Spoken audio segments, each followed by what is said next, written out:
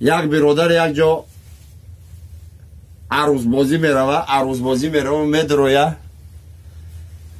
ها خفای زندگی نکریوه ستال پستال هم قایدوی میشنن، استراحت های نرمال میکنن.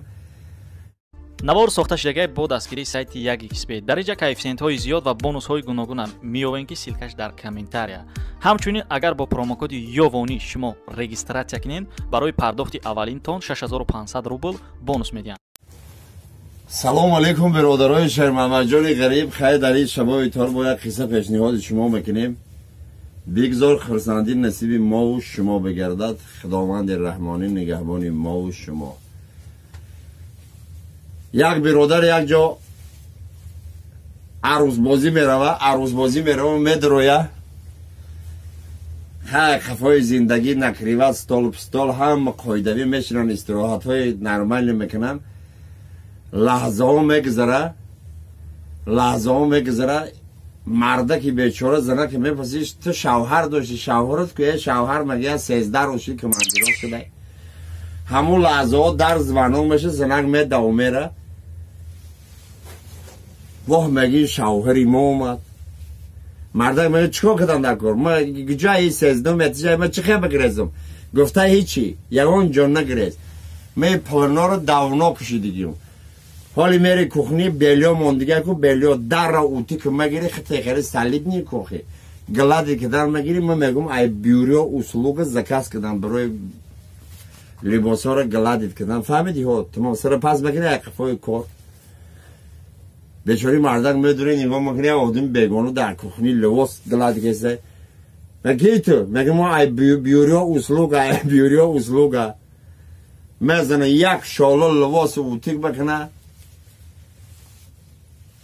همه رو تو قوری میکنن، میروه سهر کارخونه کار دو میره، خیلی جوره ها چخیلن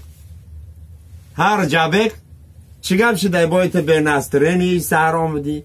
یه میگه بلیت دین یه جا بلیت که رفتم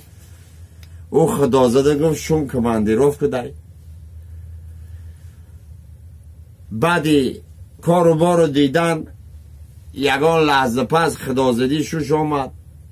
مرا گرفتن رنگ زنی دویم کخنی روی کدن تا ای بیوریا اصلوگا یک شالو لواسه 2.5 ساعت اوتی کدم با جمع مراد دیگه بده بخنده مگه همون اولیس گراخ و کوارتیر 11 مگه بمر به همون زود دین و آنو شگم او لواسه رو همشه مشوشته بدم.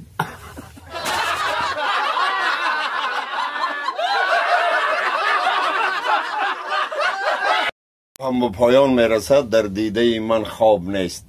یا پیمان برای برادرای شهر محمد یاوان. شو میشه ساعت 11 12 1 2 زنک جداد میکنه مردک خدا زده نمیبیه قریبی سحر ای کجای همه خیلی کل دو خورده 6 تا خسته میبیه ها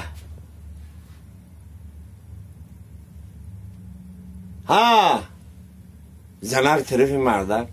مردک خش مردگی نخاله چی مگی زنک چی که پای تینجی کجا دو بدی هیچی